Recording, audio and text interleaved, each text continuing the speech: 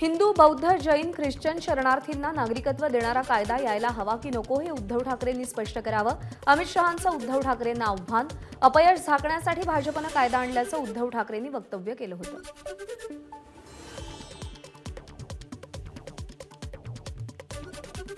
बांगलादेशातून आलेल्या बंगाली हिंदूंना नागरिकत्व देण्यासाठी कायदा आणतोय.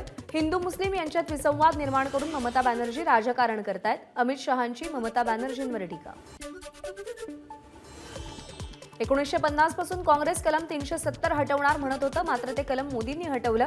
फाळणीच्या वेळी पाकिस्तानात 23% हिंदू होते, आज 3% हिंदू उरले. बाकीचे हिंदू कुठे गेले? अमित शहांचा विरोधकांना सवाल. पंतप्रधान मोदी जे आश्वासन देतात ते पूर्ण करतात, त्यामुळे आम्ही सीएए कायदा मागे घेण्याचा प्रश्नच उद्भवत नाही. केंद्रीय गृहमंत्री अमित शहा यांचं वक्तव्य. राहुल गांधींच्या भारत जोडो न्याय यात्रेनिमित्त चांदवडमध्ये सभा. काँग्रेसचं सरकार आल्यावर निर्यात शुल्क बंद करू. शेतकऱ्यावर जीएसटी लावला जाणार नाही. शेतकऱ्यांसाठी दरवाजे नेहमी खुले असतील. राहुल गांधींचं सभेत वक्तव्य. काही लोक आपलंच मन की बात करतायत, तर राहुल गांधी शेतकऱ्यांच्या मन की बात करतायत. मोदी शहा यांच्यासाठी भाड्यानं लोक आणावे लागतात. संजय राऊत यांची मोदी शहांवर टीका. देशात भांडवलशाही वाढली असून सरकारचे शेतकरी प्रश्नांकडे दुर्लक्ष. काँग्रेस नेत्या यशोमती ठाकूर यांचा केंद्र सरकारवर आरोप. याच प्रश्नावर आज राहुल गांधी, शरद पवार, संजय राऊत चांदवड इथे शेतकऱ्यांशी संवाद साधतील. यशोमती ठाकूर यांची माहिती. बारामतीची जागा अजित पवारांना दिली आहे. वेगळी घोषणा करण्याची गरज नाही. भाजप नेते चंद्रकांत पाटील यांची माहिती. आपल्या उमेदवारीबद्दल पक्ष निर्णय घेईल असंही चंद्रकांत पाटील यांचं वक्तव्य. काल रात्री उशिरा देवेंद्र फडणवीस यांनी गोपाळ शेट्टी यांची भेट घेतली. फडणवीसांनी गोपाळ शेट्टी यांची समजूत काढल्याची माहिती. गोपाळ शेट्टी यांचं तिकीट कापल्यानं त्यांचे समर्थक नाराज आहेत. रावेर मतदारसंघातून रोहिणी खडसेंना उमेदवारी द्या. नाशिकमध्ये झालेल्या बैठकीत मागणी. रोहिणी खडसेंना उमेदवारी मिळाल्यास नणंद विरुद्ध भाऊजे लढत पाहायला मिळणार. सोलापूर लोकसभेसाठी भाजपवाल्यांकडून आपल्या नावाची अफवा. आमदार प्रणिती शिंदे यांची भाजपवर सडकून टीका, तर रक्तातच काँग्रेस असल्याचा पुनरुच्चार. कार्यकर्त्यांना सोबत घेऊन चालण्याच्या स्वभावामुळे 6व्यांदा पक्षानं विश्वास टाकला. उमेदवारी जाहीर झाल्यानंतर रावसाहेब दानवेंची प्रतिक्रिया. लढाई अवघड, मात्र मागच्या वेळच्या मताने एवढीच आघाडी मिळेल. दानवेंनी विश्वास व्यक्त केला. नोकरी न मिळणं, महागाईत वाढ, जातीधर्मात भांडणं लावणं ही पंतप्रधान मोदींची गॅरंटी. बाळासाहेब थोरात यांची टीका.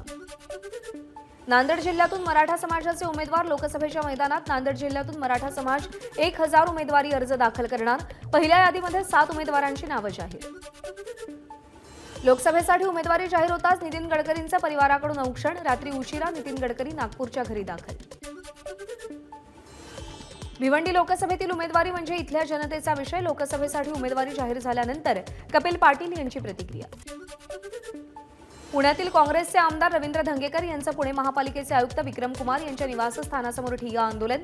पुणे महापालिकेतील भ्रष्टाचाराची चौकशी करावी म्हणून आंदोलन. मुंबई हायकोर्टामध्ये झालेल्या सुनावणी दरम्यान दापोली रिसॉर्ट अनधिकृत असल्याचं सिद्ध झालंय. उच्च न्यायालयाच्या कार्यवाहीनुसार परब आणि कदम यांनी बेकायदेशीर रिसॉर्ट 4 आठवड्यामध्ये पाडण्याचं मान्य केल्याची भाजप नेते किरीट सोमय्या यांची माहिती. देशाच्या माजी राष्ट्रपती प्रतिभाताई पाटील यांची प्रकृती खालावली. पुण्यातील भारती रुग्णालयात उपचार सुरू. लोकसभा निवडणुकीच्या पार्श्वभूमीवर नागपूरमध्ये पोलिसांचं पथसंचलन. लोकांनी निर्धास्तपणे मतदान करावं यासाठी पोलिसांकडून पथसंचलन.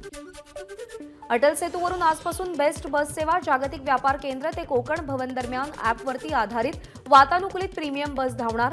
मुंबई शहरचे पालकमंत्री दीपक केसरकर यांच्या हस्ते बस सेवेची सुरुवात. बसचं किमान भाडं 225 रुपये. नाशिक शहराची सिटीलिंक बस सेवा पुन्हा ठप्प. पगार देण्याचं प्रशासनाचं आश्वासन, पण वाहकांचे 2 महिन्यांचे पगार रखडले. तपोवन बस डेपोमधून बस बाहेर काढण्यास नकार. बस सेवा ठप्प झाल्यानं विद्यार्थी आणि नागरिकांचे मात्र हाल. मुंबईतील नव्या कोस्टल रोडवर सीसीटीव्हीचं जाळं उभारणार. मे महिन्यापर्यंत काम पूर्ण होणार.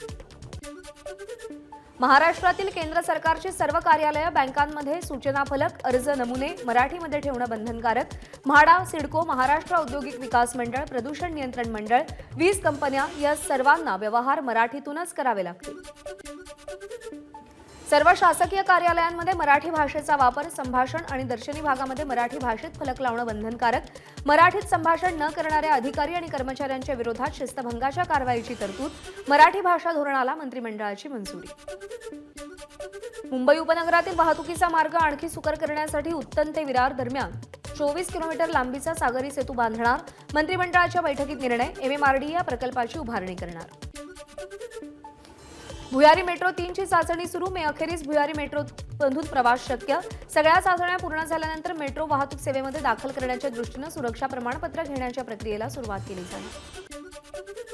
मुंबई आंतरराष्ट्रीय विमानतळ सलग 7व्यांदा सर्वोत्तम ठरलंय. एअरपोर्ट्स काउन्सिल इंटरनॅशनल या आंतरराष्ट्रीय संस्थेनं सर्वोत्तम विमानतळ म्हणून मुंबई विमानतळाची निवड केली आहे. मुंबईतील महालक्ष्मी मंदिर आणि मुंबादेवी मंदिरासाठी 280 कोटींचा निधी उपलब्ध करा. मुख्यमंत्री एकनाथ शिंदेंचे मुंबई महापालिकेला निर्देश. वाहनतळाची सोय, स्वच्छतागृहांची व्यवस्था करण्याच्याही सूचना. अंबाबाईच्या मूर्तीची झीज झालेल्या भागांचं पुरातत्व खात्याच्या निवृत्त अधिकाऱ्यांकडून निरीक्षण.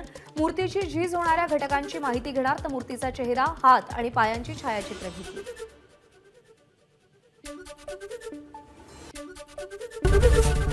एबीपी माझा, उघडा डोळे बघा नीट.